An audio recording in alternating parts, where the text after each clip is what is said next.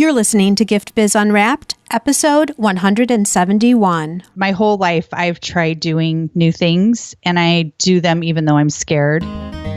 Attention, gifters, bakers, crafters, and makers. Pursuing your dream can be fun. Whether you have an established business or are looking to start one now, you are in the right place. This is Gift Biz Unwrapped, helping you turn your skill into a flourishing business. Join us for an episode packed full of invaluable guidance, resources, and the support you need to grow your gift biz. Here is your host, Gift Biz gal, Sue Monheit. Hi there, it's Sue, and thank you so much for spending part of your day with us today. This is actually a little bit of a longer podcast than we normally do, but Natalie brings such great information, and I'm so excited for you to hear about masterminds that I just let the recording keep going because I didn't want you to miss a single point.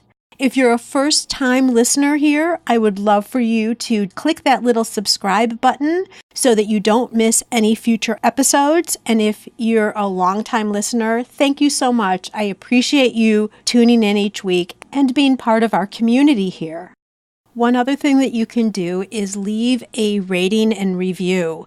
That helps people find the show, and it's a way that we can support each other as we're building our businesses. That falls right in line with the topic today. It's all about masterminds. Let's get right to it. I am so excited to introduce you to Natalie Eckdahl with BizChix. Natalie is a business strategist and high-performance coach who helps women entrepreneurs across industries and time zones build, grow, and scale their business while avoiding overwhelm. She's the founder of the BizChix Community podcast, programs, and events, and has been recognized as one of the top women in business to listen to. She's also been featured in Inc., Fast Company, Huffington Post, and Entrepreneur. When she's not enjoying precious moments with her husband Mark and her 3 children, you can find Natalie drinking a steaming cup of coffee, on her way to spin class, or sneaking in a power nap. Oh my gosh, Natalie, I think we can all relate to that last one. Welcome to the Gift Biz Unwrapped podcast. Thanks, Sue. Yeah, as you were reading that, I'm like, oh, wow, that gal sounds pretty cool. It always makes me feel really good to hear my bio read. And that's you. How about that? And I am sipping a steaming cup of coffee right now as we speak, but also ready for a power nap. Already? Because it's early morning for you. Yeah, I just started doing Pilates again. And so my body is like, what are you thinking? Yeah, seriously. But you know what? If you did that at the top of the day, then you're set because that's already off the list, right? I know. I went already. Yes, I feel very proud of myself right now. Good for you. I'm thrilled. And now we're getting into business, so that's perfect. Yes, I'm ready. Yes. But before we get into too much business, I want to do another kind of fun, creative thing, which is I have all my guests introduce themselves and share a little bit about them in a different way. And that is by having you describe who you are through a motivational candle. So if you were to have us envision what your perfect candle would look like, what color is it, and what would be a quote or a motto that you would put on your candle? Sue, I have to tell you that some of your questions are a challenge for me. I'm a very analytical person, but I do have some creative side as well. This is called out of the comfort zone. I know. I was like, I'm very uncomfortable with some of Sue's questions. But I'm here for you, and I'm going to answer anything you ask. So let's see here. So thinking about a candle, I like a lot of different colors, and I think there's a lot of different aspects to my personality and even to my business. And so I was thinking about, you know, those confetti cakes that are like, they're white on the outside, but you cut into them and inside is like different colored sprinkles that are melted. Mm-hmm. So I'm thinking that my candle, of course, I'm not going to pick one color, right? It's all the colors. So I'm thinking my candle is like white with kind of a lot of different colors sprinkled around, like little dots of different colors. And 3 colors that make me very happy are yellow, teal, and hot pink. So there would definitely be those colors in there, and then other colors that went well with those. But those are colors that I really love. Now, weren't you just telling me you're not creative? I have a strange way of being creative. It's not normal. No, but this was a challenge for me to think about. Like, I had to spend a lot of brain power on this, Sue. It didn't just come to me. Oh, I'm sorry. And after Pilates, of all things. And then a motivational quote or inspirational quote that would be on it. Is that the next part? Mm-hmm. Yep. So it would be do it scared, because my whole life I've tried doing new things and I do them even though I'm scared. And I just find that there's something really amazing on the other side of the fear. And so do it scared. Love it. I don't think people get the fact that a lot of people who have been successful did it even though they were nervous. Just like you're saying, because you don't know what's going to be on the other side. You just kind of take the jump in good faith that things are going to be okay. Yes, I agree. It's really hard to do things scared. I think we don't see other people's fear. We're in our own heads and we know all the fears, all the negative thoughts going on in our heads, but we just see other people's like highlight reel on social media and it looks so easy and it looks so nice and it looks perfectly packaged. And so I think especially today with all the visual we have of other people's lives, it can be worse, I think, than 10 years ago, 15 years ago. And I am constantly scared in my business. I constantly do things that scare me. I'm so glad you say that. Yeah. Yeah. And I'm constantly scared. Like I have fear this week. I had things going on. I had to work on my mindset this week because I was getting nervous about some big ideas I have. So I haven't even done them yet and I'm scared of them. But it's exciting too. And then you actually do it and it works, right? Then it's on to the next one, I guess. But I'm so glad you say it because I think a lot of people think they're alone in their fear. Yeah. And it's more common than we all think. It is. It really is. Just so you know, everybody's messy and everybody's scared. We just deal with it in different ways. Right. And we never admit to it most of the time. But we just did. We had a whole little conversation about it right here. So that's perfect. We did. We're outing the fear. There you go. All right. So let's dive back a little bit and give us a little story of how you've gotten to where you are today. Sure. And this is something I haven't really shared publicly before. I actually started as an entrepreneur in high school and college. I had my own swimming lesson business. I taught private swimming lessons. And for the longest time, I said that was the best work I ever did because it was so impactful and so satisfying to take a child that had never swam before. And then within 2 weeks, they could swim. So that was very satisfying work and an amazing business that I learned so much from in terms of literally things that I did in that business I use now in BizChix. But in between that entrepreneurial venture and this one, I worked in corporate and I worked in public relations. I worked in market research and I worked for a general contractor at one point. So I learned all about the construction industry. I did marketing for that company. And then I got my MBA, my Master's of Business Administration, and I went into the field of management consulting, which is where you literally fly to a client site and work on a project, and you're flying back and forth every week. And then I had my daughter, who is now 16 and just started driving last week, which I am still mentally wrapping my mind around. Oh, yeah. And I didn't want to continue to do that work that caused me to travel every week. So I scaled down what I was doing. I took some time off, and then people that I had worked for in the past would give me projects and they would say, hey, this is something you could do from home. Will you do it? And so I was able to kind of keep my skills up and stay abreast of everything going on in the market. And then my husband, Mark, and I decided to create a software company. And we launched a software company, and we've since closed that company, but so many learnings from that company. I see a lot of similarities between a software business and a product-based business because we were creating a software as a service, which is a product that had to be created and marketed and sold. And in the middle of doing that company, I was looking for education. I needed to understand social media and how to connect with customers. And it was so different from the work I had been doing in corporate. And even the world of marketing had completely changed with marketing with social media and connecting with people online. And I started listening to podcasts. And I loved them. I've always been a huge fan of talk radio. I love learning via audio. I love learning while I'm multitasking.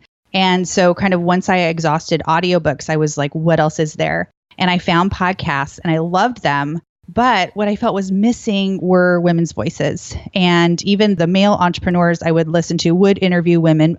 I will say at the time it was about like 10% of their interviews would be women, 90% men.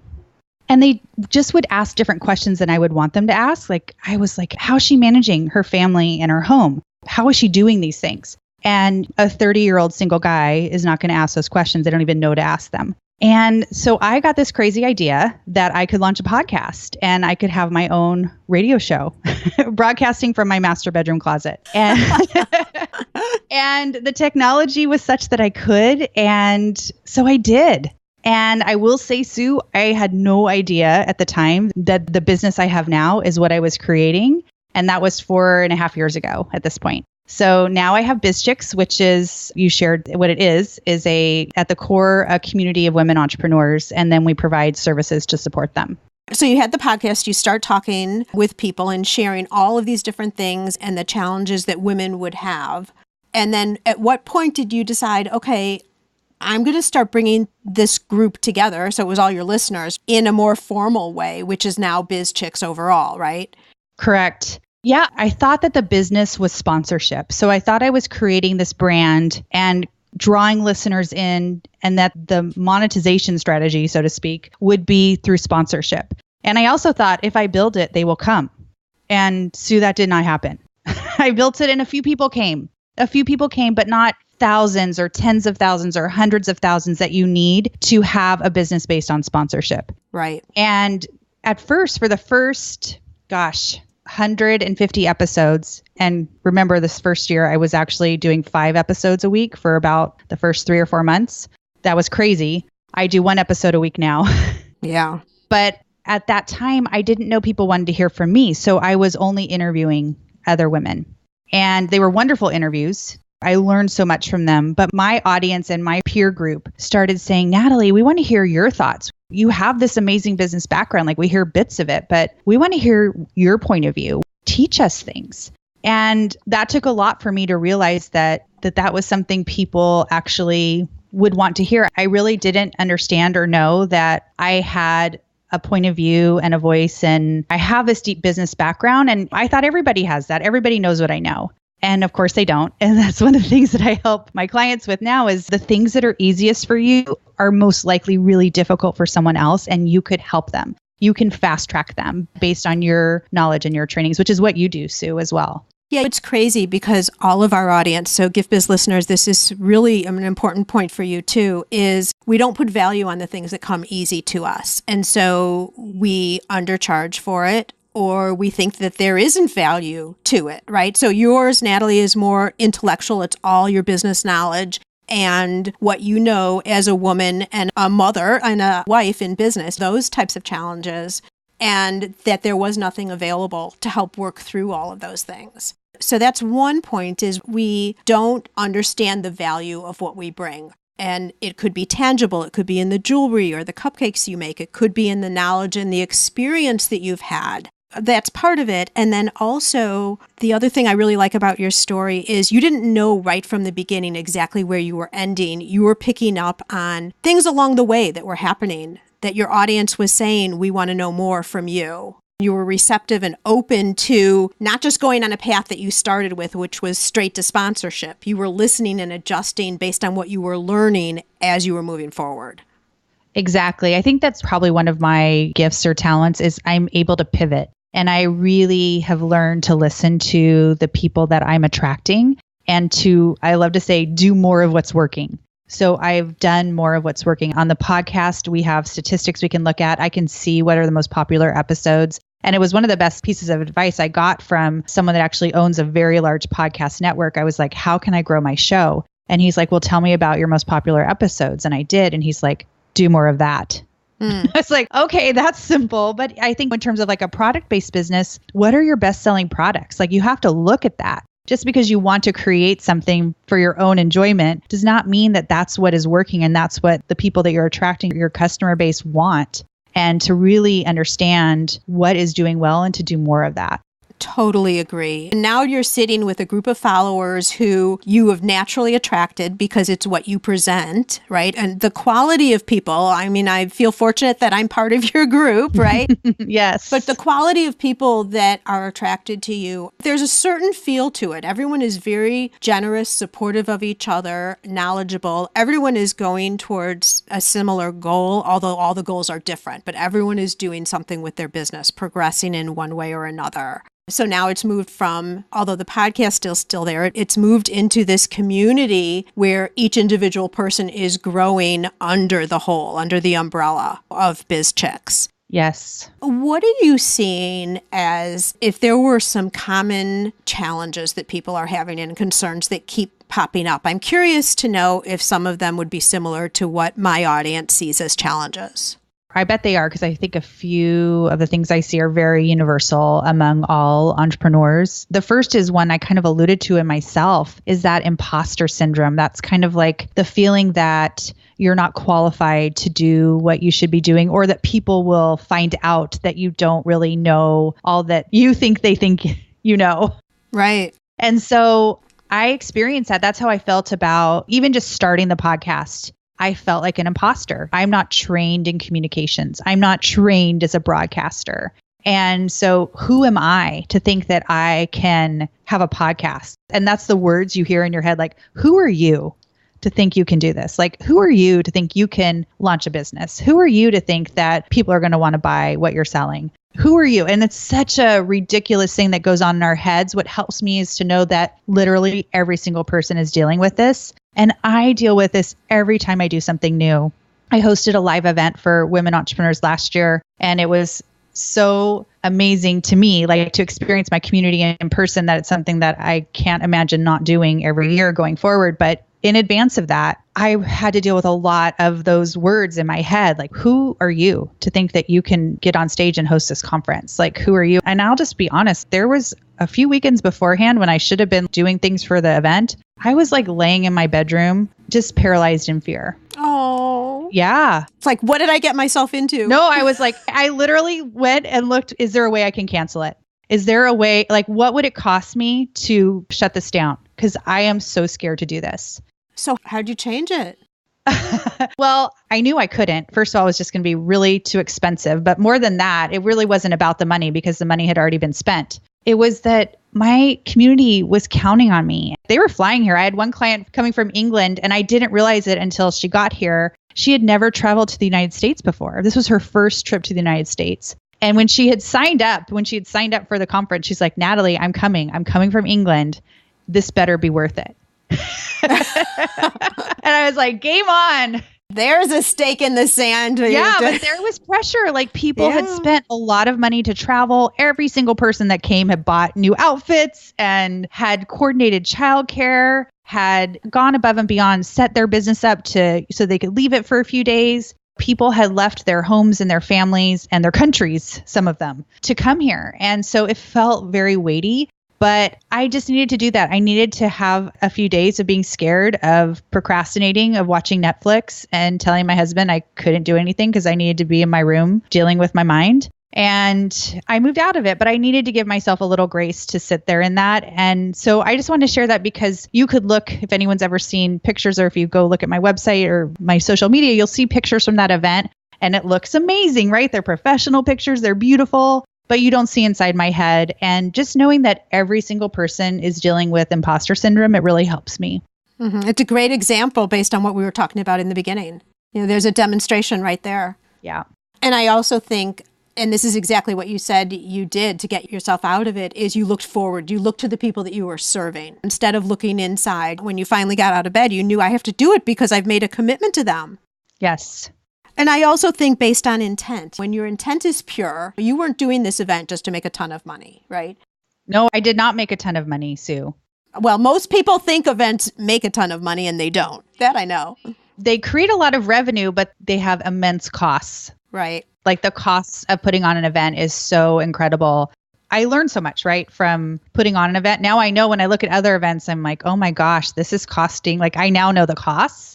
But there were tangible benefits and there were intangible benefits from hosting the event. And this year, last year we lost money. We actually lost money on the event. We knew that we would. And this year we will break even and maybe have a small profit. And then going forward, and this is very common in events, like the third year you do something or the third time you do something is generally where you start to generate the profit. But that event is more about connecting the community and training the community than it is about making money. Right. Well, and since we've been talking about the event, let's just slip in here a little bit, you can do a short, real quick promo about it, since I don't want to wait till the end because we're talking about it right here. Thank you, Sue. And you're going to be there. I am. Yeah, so it's in November and it's called BizChix Live. And if you go to my website, which is BizChix, and I spell Chix with an X, so it's BIZCHIX.com, there's an events tab and you can see more about it. We actually only have like 6 or 8 tickets left. We're capping it at 120 women this year, but we will sell tickets for the next year right after this year's event. So if you're not able to come this year, we'll have a waiting list and you could get on it if you're interested in coming. It's in Southern California. And it's a really great time. It's just really amazing to bring women together that love business and love collaborating and are kind. That's kind of the things people say about the women in my community. And it's great. I can't wait for you to experience it too, Sue. And thank you for letting me share about it. I know. I'm so excited because you and I connected like less than a week before BizChix Lives last year. So there was no way I could go then. All right. So we're talking about common challenges. So let's get to a couple more real quick. Yeah. Another one is I see people trying to go too broad and serve everyone. Like just because you can do something or just because you can create something for someone doesn't mean that you should. There is a huge value in specializing and niching down. That's like kind of the term we use, but it's really about specializing or being known for something. So if you're a creator, you could probably create a lot of different things. But what is the thing that you want to be known for? Because then it's easy for you to be top of mind. When someone says, oh, I'm looking for this kind of a gift, or I'm looking for someone who does this thing, the people that are specialists are the ones that come to the top of mind for me and make it really easy for me to send someone to them. And the thing is, it feels scary, right? Because you're narrowing down who you could possibly serve. And it's literally like counterintuitive. The women I see being the most successful in my community are those that are niching down. I think you're a great example of that, Sue. You have the capacity to help any kind of entrepreneur, and you have narrowed down who you are serving. In my community, I started a number of years ago when there were less people doing what I do now. If I was to start today, I would really narrow down my focus of who I was trying to attract. I have chosen not to train people how to start a business. So I work with people who already have a business and I help them grow it and help them get more profit from it. And that is my niche. And it's hard because I know how to help people start a business. I can do that. But what I've seen is that there are fewer people that help people scale it and fewer coaches working with entrepreneurs at a higher level of business. And so I love serving women and helping them scale what they're doing, helping them take it to the next level, and really focusing on having profit, like putting money back into their family, not just keeping it all in the business, and creating offerings that are more profitable. So specializing, niching down is another challenge. A third one is I see people being shy about their personal network and letting people know what they're doing. But the truth is that the most opportunities for us are usually in our personal network. Especially when you're starting out. When you're starting out, we're trying to get people to know, like, and trust us. The people that already know, like, and trust you are most likely to help you, to buy from you, to make that connection. And so I encourage our community to post on their personal Facebook page what they're up to, or if they are looking for a resource or a connection, to ask their personal community. We don't want to be selling on our Facebook page. And I know a lot of us have experienced that. It gets really annoying to have people constantly selling on their Facebook page. And I'm not recommending that at all. But make sure the people that are in your personal network understand what you're doing and who you do it for, so they can help you. Because I think at our core, we all really want to help each other. I think that you're right that people don't look at that community. I think that people will say, oh, I'm embarrassed. I don't want to tell anybody what I'm doing until I'm already successful, until I've kind of proven it. Exactly. I don't know if it's the fear that they're thinking, well, the people so close to me aren't going to believe that I can do this. We don't want to fail also, right? Like the fewer people that know what we're doing, the fewer people have to find out that if things don't work out. But I think it's a mistake to not take advantage of your personal network, because I can't tell you how many people have taken my advice and shared something. Even what I especially find with women, we'll be at non-work events and we won't actually share what we do. We keep it really quiet. Why do we do that? I think it's a lot of reasons. I think when you are running a business as an entrepreneur, you don't quite fit into the stay-at-home mom role or the working mom role. You're somewhere in between, and it's really hard to find other women like you. And so you don't really quite fit in with anybody. So I think we just feel like no one's going to really understand me. So I'm just going to keep quiet and just talk about the kids or talk about other things. I'm still trying to understand that. Maybe what do you think, Sue? Do you have any thoughts on that? I think we are nervous that we won't get the support from the people closest to us. So we'll be hurt, which will then squash our dream. I think there's an overlaying imposter syndrome thing going on, that the people who know us the best know our secrets probably too. True.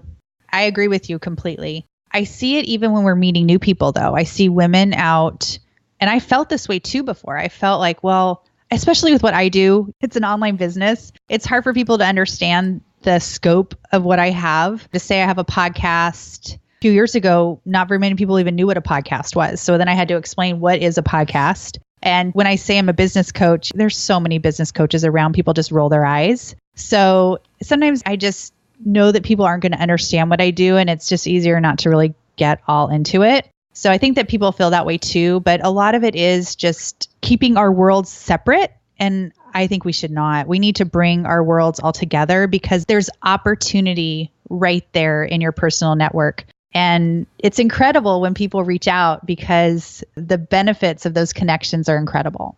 I agree. And there's also the extension of, well, who else do they know? Oh, yeah. You're tapping into that person's entire network now. Once they know that you need something or need help or want to collaborate or need a resource. Mm-hmm. And to your point about not sharing with other people that you meet, I think there's a lot also to be said, and this takes practice, to figure out how to present what you do with confidence and excitement and enthusiasm for what you're doing, not just, oh, well, I do this. I agree. Because it's the attitude that you bring forward too. Like if you were just to say, oh, I'm a high-level business coach, that kind of thing, versus, oh, I'm a high-level business coach. I have attracted such a dynamite group of women. It's always so energizing when we're together. It's the whole presentation of what you're bringing forward, which is also how the reaction's going to come back. And ultimately, what people believe, what their impression is of what you're doing in your business. It's true. And I love, we've been talking about recently how you can change your kind of elevator pitch is kind of what we're talking about, right? That short script you kind of share quickly about your business in like 30 to 60 seconds.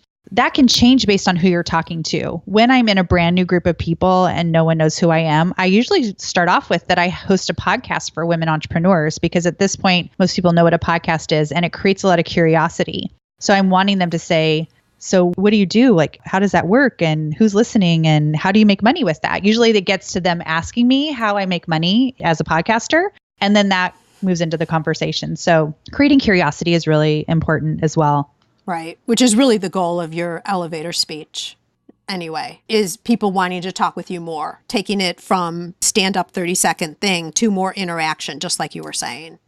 The other thing I was going to talk about, Sue, is we're talking about feeling kind of isolated and alone and in our heads, is the importance of finding community. And whether that's local or online or both, it's really important to find other people that understand you and understand what you're going through. And so in my business, that happens in a few ways. It happens in my Facebook group for women entrepreneurs. It's a free Facebook group. And we talk a lot. There's a big connection between that group and my podcast. So I always say I podcast for those women. And if I didn't have that group, I wouldn't still be podcasting, because just knowing that they're there and watching them connect with each other, having the opportunity to connect with them personally, it has become a really special place for me to spend time and for them to spend time as well. I believe many of them have been in there since we launched it, which was almost a year after I launched the podcast.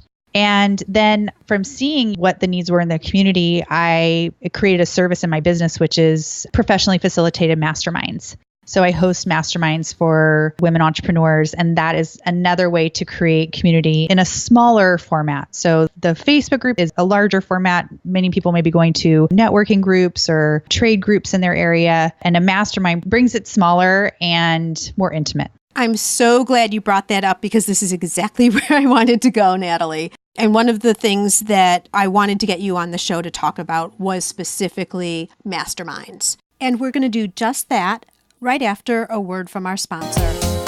This podcast is made possible thanks to the support of the Ribbon Print Company. Create custom ribbons right in your store or craft studio in seconds. Visit theribbonprintcompany.com for more information.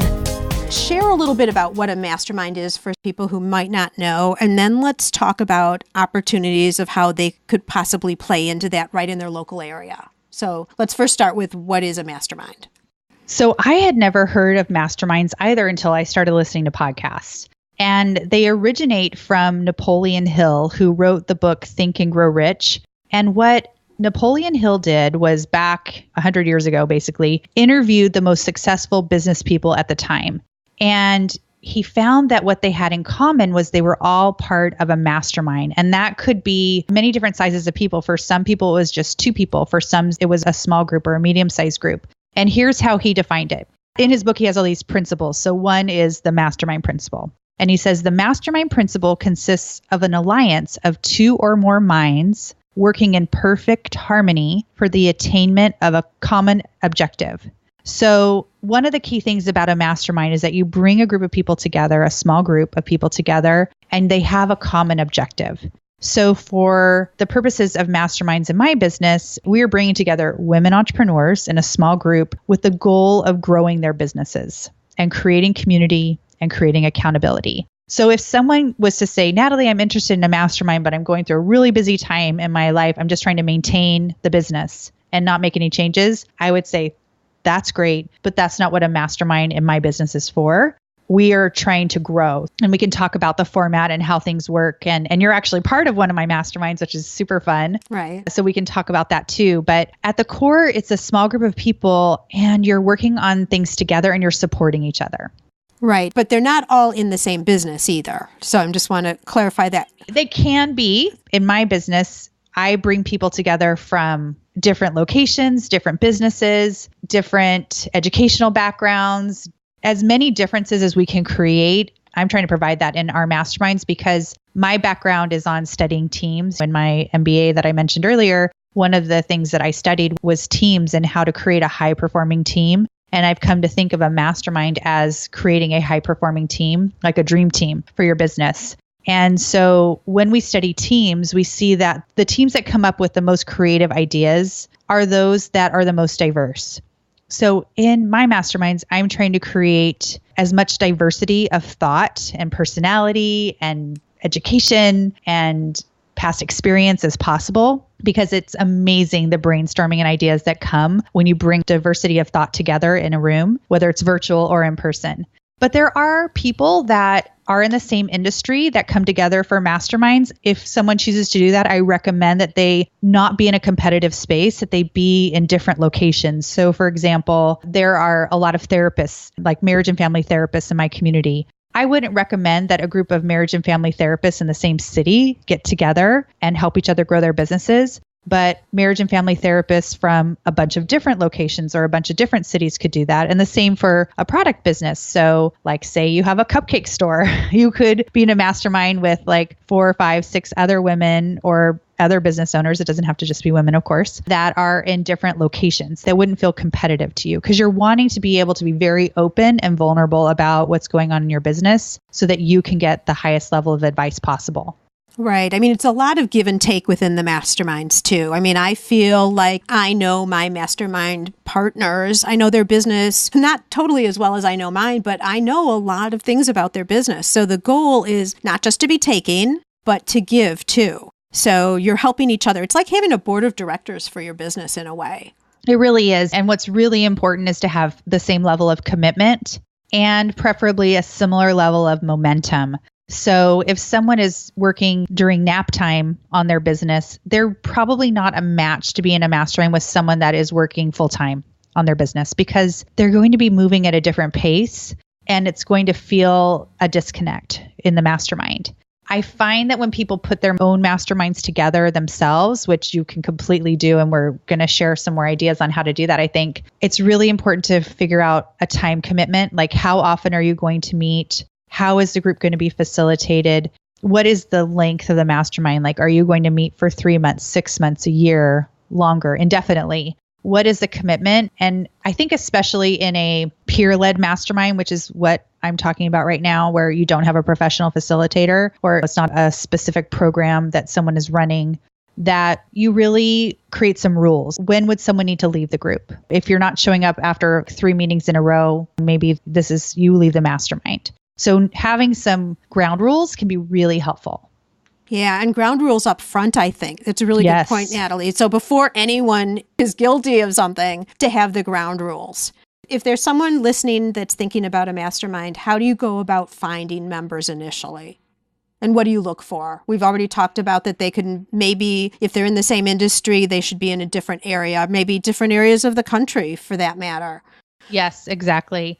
I would utilize Facebook groups personally or my own personal network. So I do see people just randomly post in a Facebook group, hey, I want to start a mastermind, direct message me, DM me if you're interested. And I kind of cringe when I see that because a mastermind is so intimate that you don't just want random strangers in it. If I were a listener right now and one of your listeners, I would be in your Facebook group, Sue, and I would be watching for people that I connect with in the group or that offer advice that I'm like, wow, that woman is powerful. Like she has some incredible advice. She's very insightful.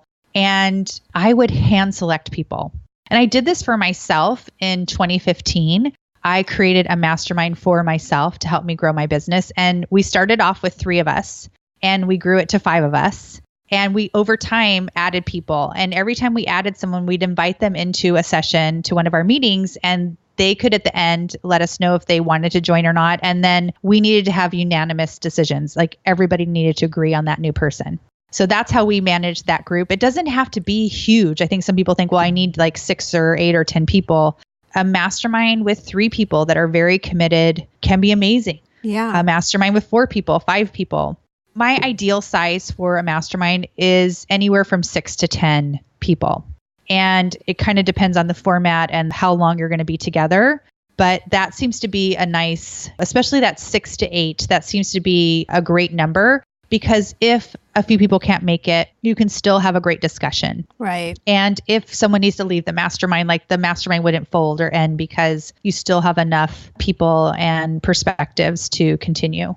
I started in my first mastermind, I'm going to say it was probably 12, 13 years ago. We started with 6 people. And the thing that was so cool about it is everyone came with the business that they currently had, but everybody also had experience from a prior business. Mm-hmm. So it was not just the one person with that one skill level. There were added things on top, like HR and just a whole bunch of things. And then as time went on, things changed and some people left and we really struggled to bring somebody else in. We tried to do exactly what you were doing and we had just gotten so deep on some of our businesses, we couldn't find other people. And we ended up got down to 3 of us, but we were together for 10 years. Wow, Sue. We just broke up recently, which is when I was starting to decide, okay, now I think I want to do a more organized mastermind, which is how I ended up coming to you. But the value of somebody knowing your struggles in your business over time, people that you can call on within seconds and they can be there and you can dive right directly into a problem is so valuable. And I bring that whole story up in addition to what Natalie is talking about because the strength behind developing a solid mastermind, not just finding 5 people because you want to be quote unquote part of a mastermind, but people you feel comfortable that you can be vulnerable with and open up with and all going towards the same goals of building each other's businesses up. I don't think there's anything better in terms of support for your business, besides having a supportive spouse, probably. True. I think it can be difficult to find people. Well, here's one thing I wanted to say. There's a huge benefit to being in a mastermind with people who are not emotionally connected to you. So while you could be in a mastermind with friends and family, I would recommend looking for people that you connect with, but that are not your best friends, that are not your current support system, because there's such huge value in getting advice from people that are not emotionally connected to you. It's a different kind of advice. And I feel like people are more direct with the advice. So not that they're rude or hurtful in what they're saying, but there isn't that personal relationship initially. Over time, your mastermind will become some of the people that you're closest with because you're actually sharing more with them than you probably would with some of your friends and family. But initially, to start the relationship off in such a direct way, it allows that directness to continue while having a friendship create as part of that. Right. Very good point. So let's say that we found our people. We have a mastermind. What do you do then? How do you get started?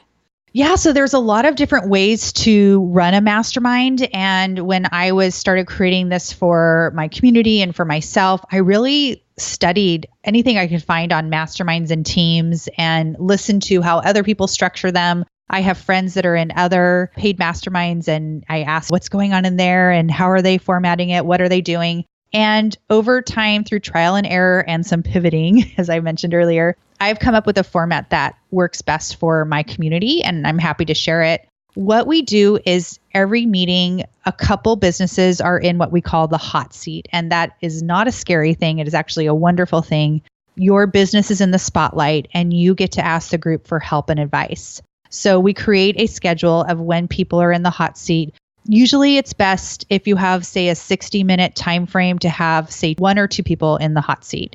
If it's a 90-minute time frame, you can do 2 or 3 people in the hot seat. But we start off every call on a positive with everybody sharing a win. Like, what is your win for the week? And that's so valuable because even when we have weeks where things seem to not be going so great, there usually is actually some huge, amazing thing that happened. And so we love to start off with a win. And then we check in with each member on the goal they said they were going to accomplish at the end of the last meeting. So that's how we end all meetings, is what is your goal that you're going to accomplish before the next meeting? So at the beginning, what is your win for the week? Did you hit your goal? Yes or no? We don't allow for long explanations about why you may not have, but they're asking for the goal, and creating that accountability creates a natural pressure for us to actually complete a goal. And that's one of the things that's really hard as an entrepreneur, is to actually hit those goals. It's a struggle, especially if you've come from a corporate or very structured background and no one's checking on you and it's not in your natural personality to actually hit these major goals. So one of the hugest values of our masterminds and many others is that it keeps you accountable and you're setting and hitting goals between each meeting. So that can be really amazing. And then we do our hot seats, and then we close with the goals. Got it. I have to admit that there have been times when I have maybe not gotten close to my goal, but pushed and driven to it just because I was going to have to say something about it in our meeting. Yes, it's powerful. I'm pretty good at finishing goals, but I'm noticing, well, maybe I'm not as good as I think because, I've had to do that. So that's awesome. The other thing I really like about the way the masterminds are handled is, again, as women, we're not really that good at voicing our wins overall. Yes.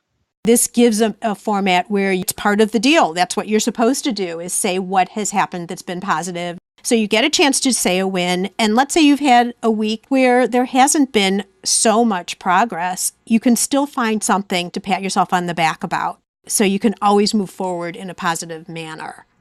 Yes, for sure. It's really an incredible format for helping you not feel alone in your business, helping you feel a deeper connection with other business owners. And just also creating some structure in your life too, right? So you have this ongoing meeting. Sure. Yeah. So I have a quick start guide I'd love to share with your audience, Sue. Oh, wow. Yes. Because it basically walks people over many of the things that we've just shared, and it's all in a PDF ready for people. We can have that for you guys on our website at bizchix.com/giftbiz. Oh, that's perfect. We can remember that. Yes. bizchix.com/giftbiz. So I would love for people to try to start their own mastermind. It has been a game changer in my business, and I've been able to see it as a game changer in many other businesses. And I just think it's such an incredible type of thing to have in your life that probably for some people, they've never heard of it before. And they're like, wow, that'd be really amazing to have this group of women. And then I will say what has been a huge learning for me in the last year is the power of meeting in person. So at BizChix Live, we had several women who had been in masterminds together over the years come together and get to meet in person. And it was so special. And then in the group you're in my high level mastermind, it's called CEO Chix. It's women that have multi-6-figure and 7-figure businesses. We actually have retreats as part of that program. And to get to watch your group bond, but from one retreat to another, and then to get to go see you guys again at BizChix Live, it's been so amazing to watch the intimacy level of the group like quadruple. like move at quadruple speed after spending time together in person. So I just want to encourage, if you do create a mastermind, and even if you guys are in different locations, if you can find a way to come together for a weekend or find a conference you all want to go to or a trade show and to spend time getting to know each other and even doing an in-person mastermind, it is an incredible experience. Absolutely. I completely agree with you. I almost wish that there was a way to see like what your business would have looked like in a year without a mastermind and then what it looks like with one.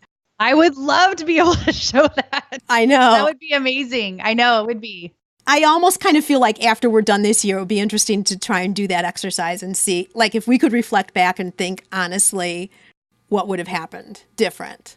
You never know for sure, but anyway. Gave me some good ideas there, Sue. All right then, good. So Gift Biz listeners, I think the idea of a mastermind is so powerful. And now you've heard what they're all about, how to put one together locally for yourself, how you would run through a meeting, the right types of people to put together in a mastermind. And Natalie, I didn't ask this question. I'd like to just get a feel from you on that.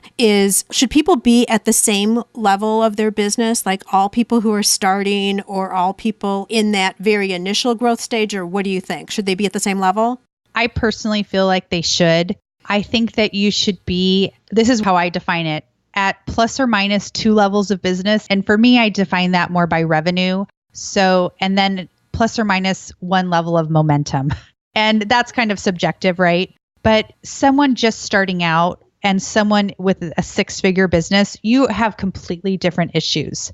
And I also really believe if you are just starting out that you should be part of some type of coaching or course program that has a lot of the things that you would need to start your business. And I know, Sue, you have an incredible membership site. Like that would be like a wonderful thing I would recommend. And having a mastermind in tandem with that kind of a support system would be fantastic. And even like if you're in that membership group, you could create a mastermind from that, right? From some of the other women you're seeing in there that you'd like to connect with, but then you're getting the same kind of training and getting to connect on that level. And then for women that have more established businesses, so say you're a 6-figure business or a multi-6-figure business, you're starting to bring on a team and hire. I think if you have a brick and mortar business, it can be valuable to be in a mastermind with other people that have a brick and mortar business. Same with online. Not that you all have to be the same, but that there are people in the group that will understand some of your unique struggles in that situation.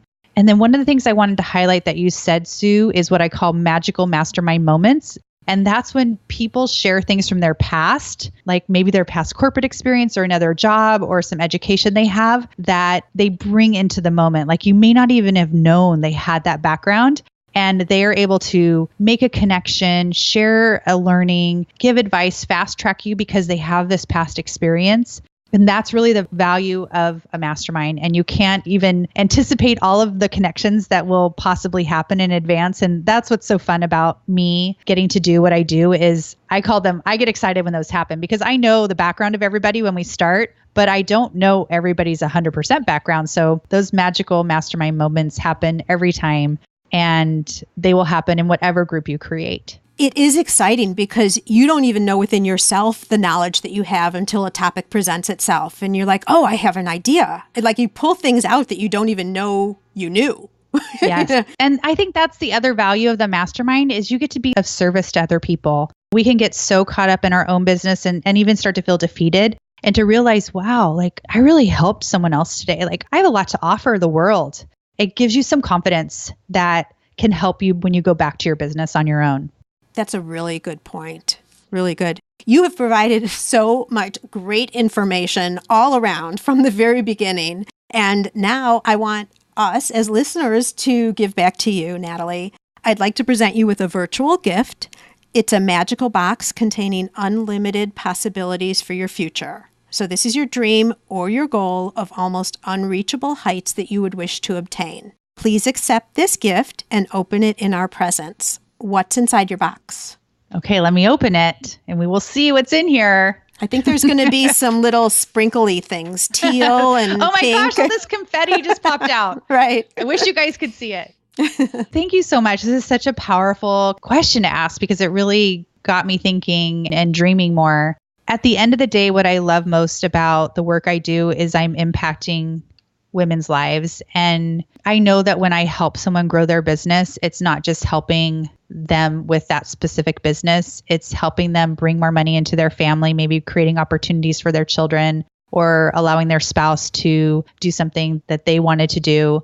And also, as people scale their businesses, they're hiring and creating jobs. And so the impact that is happening, the ripple effect from the work I do is so amazing to me and really fuels me. And the community that I have created is very tight and connected, and it feels like a smaller community right now. So my dream is to scale everything I'm doing to impact more women, to grow the community. And kind of the big dream beyond that is that it still feels small, so that in the future, as this business grows and scales, that the community still feels somewhere that everybody wants to go and participate in, because the culture has stayed intact.